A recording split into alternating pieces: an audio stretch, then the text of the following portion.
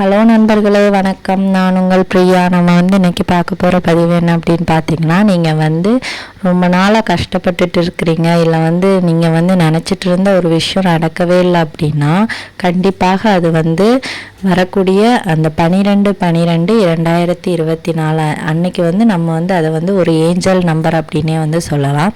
அந்த 12/12 கட்டாயமாக நீங்கள் வேண்டுற விஷயம் கட்டாயமாக இரட்டிப்பாக கிடைக்கும் அப்படின்னு சொல்லப்படுது. அதுவும் நம்ம முருகப்பெருமானே உங்கள் வீட்டு இல்லம் தேடி அந்த விஷயத்தை அன்னைக்கு உங்களுக்கு கொண்டு வருகிறார்.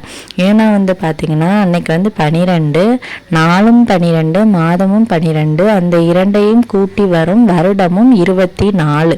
அதுதாங்க அதோட ஸ்பெஷல். இதை நம்ம ரொம்பவும் நீங்கள் லக்கியஸ்ட் பர்சனாக இருந்தீங்க அப்படின்னா, கட்டாயமாக இந்த பதிவு உங்கள் கண்ணில் படும் அந்த சமயத்தில் நான் சொல்ல போகிற இந்த நாமத்தை நீங்கள் அது முந்தின நாள் இரவு ஒரு 6 முறை மட்டும் சொல்லிட்டு தூங்குங்க. கட்டாயமாக உங்கள் வாழ்க்கையில் மறுநாள் இரட்டிப்பான சந்தோஷம், எப்படி அந்த நாளும் இரட்டிப்பாக இருக்குதோ அதே மாதிரி உங்கள் வாழ்க்கையில் வரக்கூடிய சந்தோஷங்களும் இரட்டிப்பாக இருக்கும்.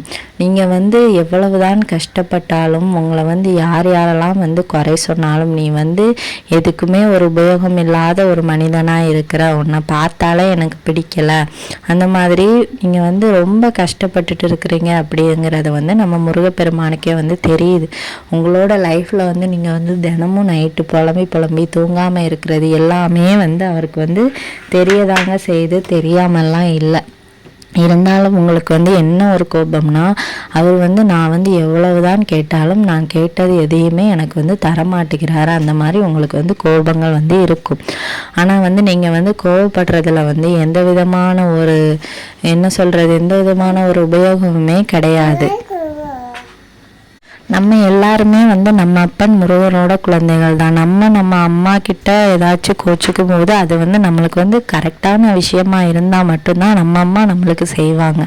அதே மாதிரி தான் முருக கடவுளும். அந்த விஷயம் உங்களுக்கு கரெக்டாக இருந்துச்சு அப்படின்னா மட்டும்தான் அவங்களும் நம்மளுக்கு அதை செய்வாங்க. நீங்கள் யாரை நம்பாட்டியும் நம்ம அப்பன் முருகனை நம்புங்க. அவர் என்றைக்குமே உங்களை கைவிட மாட்டார்.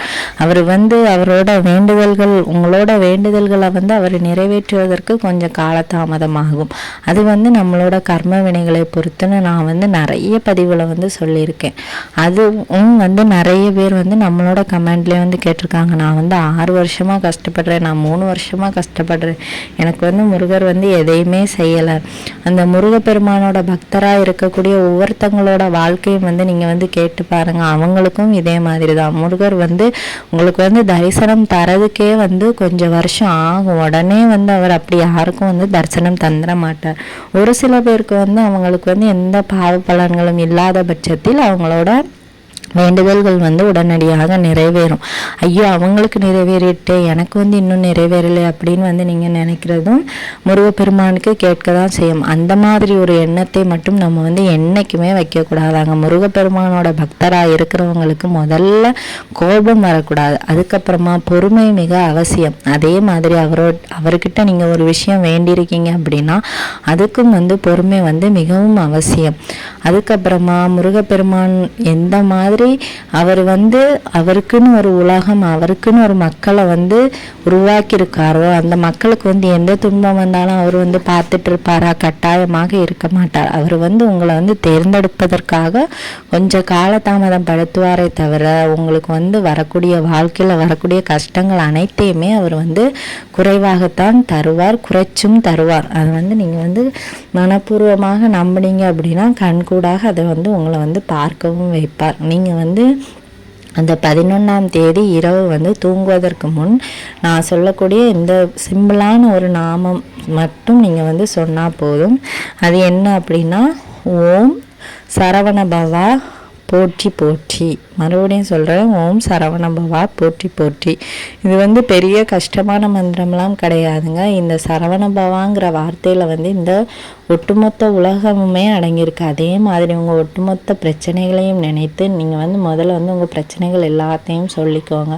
சொல்லிவிட்டு ஒரு 6 முறை இந்த ஓம் சரவணபவா போற்றி போற்றியை மட்டும் நீங்கள் சொல்லிட்டீங்க அப்படின்னாலே கட்டாயமாக உங்களோட பிரச்சனைகள் அடுத்த வருடம் தொடங்குவதற்குள்ள உங்களுக்கு வந்து தீர்ந்துவிடும். இந்த 12/12 வந்து அவ்வளவு வந்து ஒரு சிறப்பான நாள். உங்களுக்கு வந்து வேண்டிய வேண்டுதல்கள் இரட்டிப்பாக தரக்கூடிய நாள். கட்டாயமாக அது வந்து நடக்கும். நீங்கள் அதனால் வந்து நம்பி வந்து இந்த நாமத்தை வந்து சொல்லிட்டு தூங்குங்க. மறுநாள் வந்து உங்களுக்கு வந்து இரட்டிப்பு செய்தியை வந்து முருகப்பெருமானை வந்து கட்டாயமாக கொண்டு வருவார். இது நிதர்சனமான உண்மை. இந்த வீடியோவின் பதிவு வந்து உங்களுக்கு உபயோகமாக இருந்துச்சு அப்படின்னா லைக் பண்ணுங்கள், ஷேர் பண்ணுங்கள், மறக்காமல் நம்ம சேனலை சப்ஸ்கிரைப் பண்ணி வச்சுக்கோங்க. இந்த வீடியோவின் முழு பதிவை பார்த்ததற்கு மிக்க நன்றி.